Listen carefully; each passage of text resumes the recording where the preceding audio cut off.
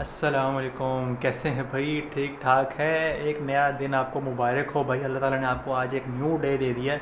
बहुत बड़ी मुबारकबाद तो बनती है भाई। तो वैसे पता नहीं क्यों रैंडमली मेरे माइंड में एक बात आ गई। आज मैं आई डोंट नो, अंदर से काफ़ी ज़्यादा ब्लेस्ड फील कर रहा हूँ, तो शायद मैंने एक बात आपसे कह दी है। संडे है, 14 अगस्त है, और बाहर मेरा कोई ख़ास जाने का प्लान नहीं है 14 अगस्त पे, या थोड़ी देर के लिए मैं भी चला भी जाऊँ, आई डोंट नो। अभी कुछ ज़रूरी काम घर में मैंने करने हैं, जो कि काफ़ी दिनों से आपको होता है ना कि काम पाइल अप होते जाते हैं। आप हर दफ़ा देख रहे होते हो कि यार ये मैं करूँ, अच्छा हाँ फिर करूँगा, बंदा पाइल अप किया जाता है। उसमें से है कि इस रूम की कुछ सफाई मैंने करनी है। मतलब कि नीचे तो सफाई अल्हम्दुलिल्लाह होती रहती है, ज़मीन पे, फ़र्श पे पोछा झाड़ू सारा कुछ होता रहता है। लेकिन मैंने जो हमारे घर में जो हेल्पर काम के लिए आती हैं, उनको मैंने मना किया हुआ है कि मेरा जो ये टेबल है ना, इस पे आपने ना डस्टिंग नहीं करनी, मतलब कपड़ा नहीं मारना। क्योंकि बाकी जगहों पे मैं तो मरवा लेता हूँ, इस पे नहीं मरा। तो उसकी रीज़न ये है कि मेरा ये जो टेबल है ये बहुत नाजुक है। उसकी मैं आपको रीज़न बताता हूँ। मेरे से बड़े लोगों ने, आप लोगों ने से पूछा, हाँ भाई किधर से आपने बनवाया, साइज़ का बड़ा अच्छा है, बहुत बड़े साइज़ का है, सारा कुछ है।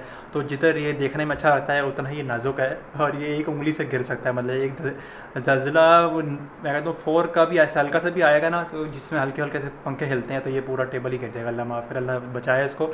तो ये अभी इसकी डस्टिंग मैंने करनी है खुद अपने हाथों से, क्योंकि मैल की हालत इस वक्त ये आपको मैं अगर दिखाऊँ तो आप कहेंगे हाँ भाई दूर से ही अच्छा लग रहा था, बाकी मैं पास से नहीं दिखाते। तो इसमें मसला बेसिकली ये है, मैंने ये टेबल बेसिकली जब बनवाया था ना, तो जिस तरह मुझे उस वक्त जोश चढ़ा, बल्कि काफ़ी दिनों से अगेन मैं सोच रहा था कि मैंने बनवाना है, बट मैं बनवा नहीं पा रहा था। तो एक दिन मुझे ना बस जोश चढ़ा कि यार बस आज से डिले नहीं करना, मैंने आज टेबल बनवा के घर में ले आना है। मैंने चलो मार्केट में गया, मार्केट जाके बंदे को मैंने कहा यार कि बस मुझे इस डायमेंशन का टेबल चाहिए, मुझे आज ही चाहिए, 4 घंटों में चाहिए। दोपहर के टाइम तो मैं गया था उसके पास, तो 4 घंटों में फिर यही चीज़ बननी थी प्रॉपर, उसका फ्रेम नहीं बन सका। तो उसमें फिर ये हुआ कि इसके नीचे एक बड़े से पहले मैंने ये पूरा पीस ऊपर कटवा लिया। ये हाई क्वालिटी का है, लेमिनेशन बड़ा फिट किस्म का है, ग्लेज्ड में आता है। लेकिन नीचे इसकी बेस स्ट्रक्चर सही नहीं है, मतलब ये कि पूरा एक इसका मेटल का फ्रेम बनता है तो फिर ये सॉलिड होता है। अब सिर्फ मैंने इसके अंदर इसके पाँव लगा दिए हैं, जो इसके तो वो फिर ऐसे करके ना झूमता रहता है। तो इसको भी मैं किसी दिन सही करवाऊँगा, पहले खुद डस्टिंग करूँ, मैं आपको इसका मसला दिखाऊँ क्या है। जो मैं आपको दिखा रहा था कि ये इस तरह से ना, तो वो तो एक पूरी जा रही है लकड़ी, बस वही इसको स्टेबलाइज़ कर रही है। लेकिन ये अब ऐसे करके मैं हिलाऊँगा ना, देखना, ये आप लोगों को शायद ना नज़र आ रहा हो, ये देखें हल्का सा हिलाया है, ये पूरा झूमता है। तो इसको बस मैंने अटकाया है, वही है। तो ये अल्लाह ना करे कि मेरा पूरा का पूरा ज़्यादा इससे मैं इसके छेड़खानियाँ नहीं करता। तो अब मुझे एक कपड़ा लेना है, और कपड़ा लेके देख सकते हैं ना आप, तो ये भी गंदा हुआ है कि इसको हम किसी और दिन खोल के क्या करेंगे। अभी ये देखें ऊपर एक जो मिट्टी इस पर पड़ी हुई है ना, इस ये तो इसके अपने अंदर से इतनी मिट्टी निकल रही है। इसलिए क्या डस्टिंग करनी है। आप लोगों को थोड़ा सा और बेहतर व्यू देने के लिए मैं ये अपने सर पे गोप्रो भी पहन लूँ, ताकि आप लोगों को लगे कि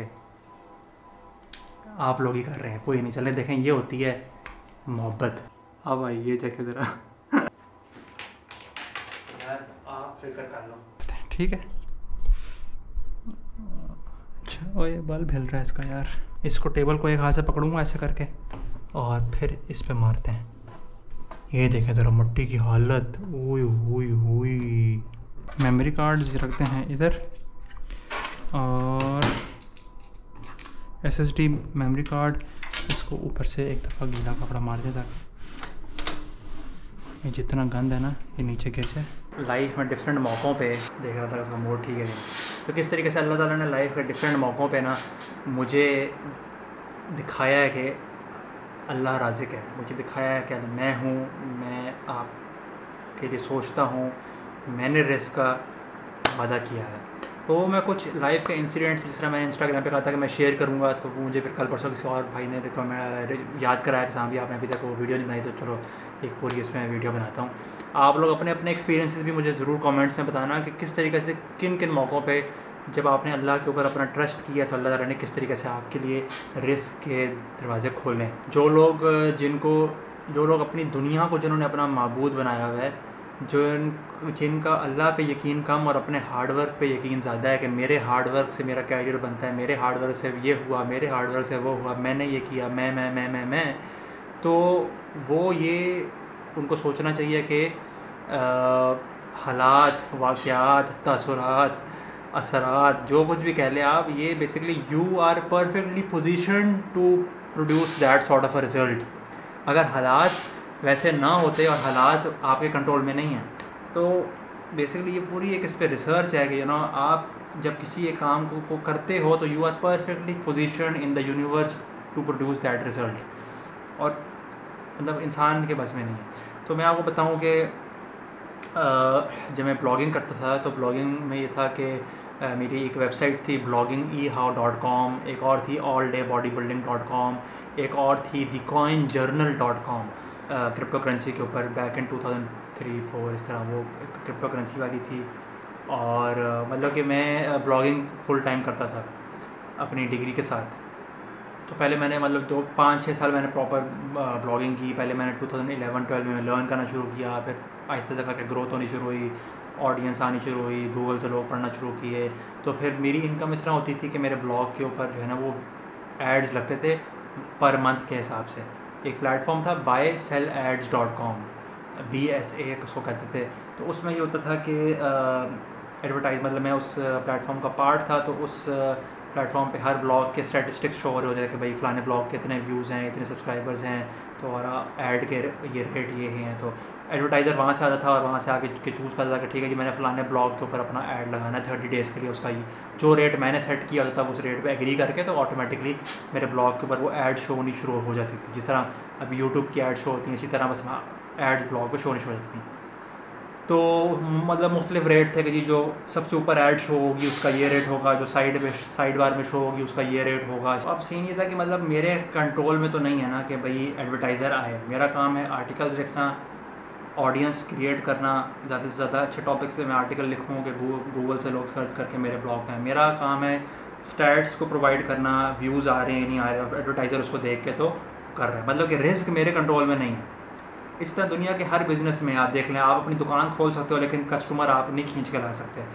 आप कुछ भी कर लो, आप खेत में बीज बो सकते हो लेकिन अगर अच्छी बारिश ना हो तो आपका बीज नहीं होगा, आपकी फसल नहीं होगी। तो मतलब कि आप किसी भी दुनिया की एग्जांपल ले लें, आप कस्टमर खींच के नहीं लेके आ सकते। आप ये जितने मर्जी साइंस लगा लो कि जी अच्छा आप बेस्ट बिज़नेस स्ट्रेटजीज़ लगाओ, तो फिर क्यों नहीं जो है ना कस्टमर आएगा। मतलब कि भाई आपकी बिज़नेस स्ट्रेटजीज़ की वजह से कस्टमर आ रहा है। तो ये जो बड़े से बड़े जो बिज़नेसमैन हैं वो चीज़ को अंडरस्टैंड करते हैं कि एक हद से ज़्यादा आगे रिज़ल्ट्स आपके हाथ में नहीं है। तो खैर मैंने मतलब ब्लॉग बनाया, मैंने एफ़र्ट की, अब एडवर्टाइज़र मेरे पास आते थे। तो मैं आपको अब वो कुछ वाक़यात सुनाने लगा हूँ कि किस तरीके से अल्लाह पाक ने मुझे गैब से, क्योंकि ये जो ज़माना जा रहा है ना, इस ज़माने में अल्लाह पाक ना आपके गुड डीड्स का रिज़ल्ट या जो कारमा होता है, जो पॉजिटिव कारमा होता है वो इंस्टेंटली होता है। ये नहीं है कि वो सारी ज़िंदगी गुजर गई आपको रिस्पॉन्स ना आएगा। ये ऐसा आखिरत के करीब का वक्त जा रहा है कि ईमान अल्लाह ताला लोगों के बूस्ट रखता है। तो मैं एक दिन जिम से आ रहा हूँ, रात का टाइम है, कुछ 10-11 बजे हैं, सर्दियों की रात है और धुंध है। पुराने एयरपोर्ट के पास रावलपिंडी हम लोग रहते थे, एयरपोर्ट सोसाइटी में। तो एक 10:30-11 बजे होंगे, मैं जिम से होकर आ रहा हूँ, पूरी रोड सुनसान पड़ी है, कोई बंदा नहीं है। एक अकेला पॉपकॉर्न वाला बंदा अकेला खड़ा है, धुंध है पूरी। मैं अपना कानों में हेडफोन लगाए हुए हैं, अपने जोन में जिम से होकर वापस आ रहा हूँ और 15-20 मिनट की मेरी वॉक होती थी वापस घर। तो मैं मतलब कि उस बंदे से पास करके मैं गुजर गया ना, इतना दूर पहुँचाऊँगा आप कह लें कि जिस तरह हमारी जो घरों की जो गलियाँ होती हैं ना, एक गली का जो एंड होता है, समझा कि इतना मैं उस बंदे से दूर चला गया। तो ऐसी अल्लाह ने मेरे दिल में डाली कि यार ये अकेला खड़ा हुआ है।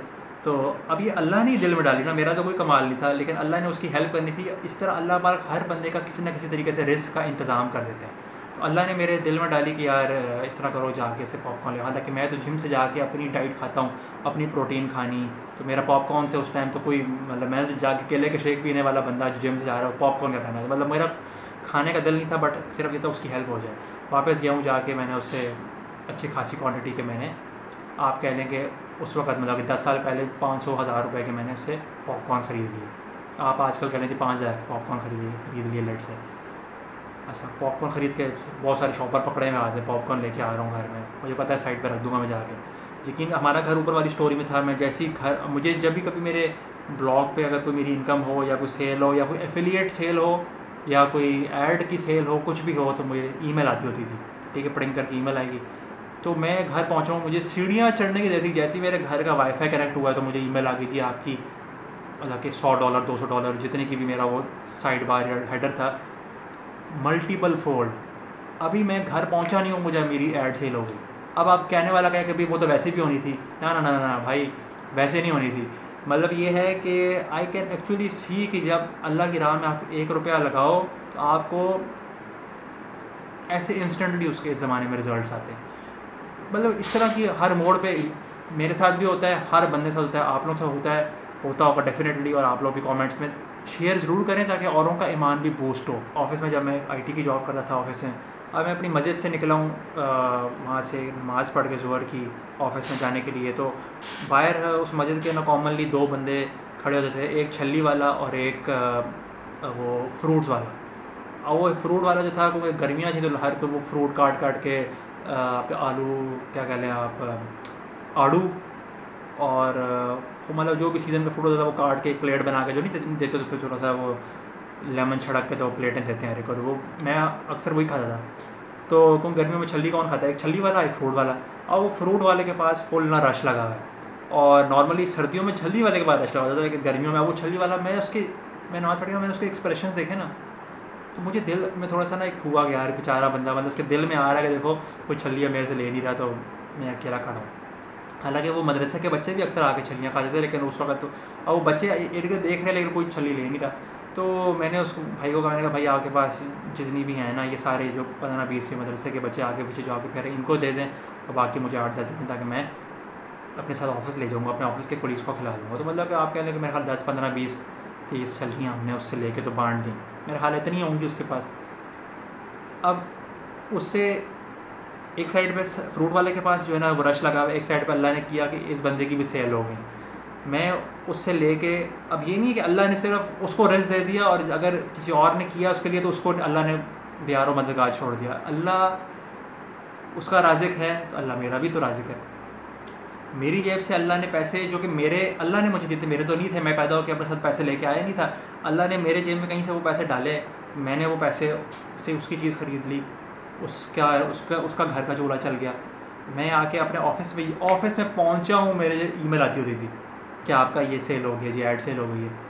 तो अब अगर अल्हम्दुलिल्लाह अल्लाह ताला मेरा ईमान इस पर और भी मजबूत रखे और मुझे अपनी आजमाइशों से मैं इस काबिल नहीं हूँ कि अल्लाह मुझे इससे ज़्यादा आजमाए, लेकिन अगर मेरे अकाउंट के अंदर ₹0 हो ना, और अगर मैं उसको ऐसे करके देख रहा हूँ तो मुझे अल्हम्दुलिल्लाह अल्लाह की तरफ से दिल में ना 1% भी ना डर नहीं होता कि यार ये क्या होगा, कल कैसे चलेगा मामला।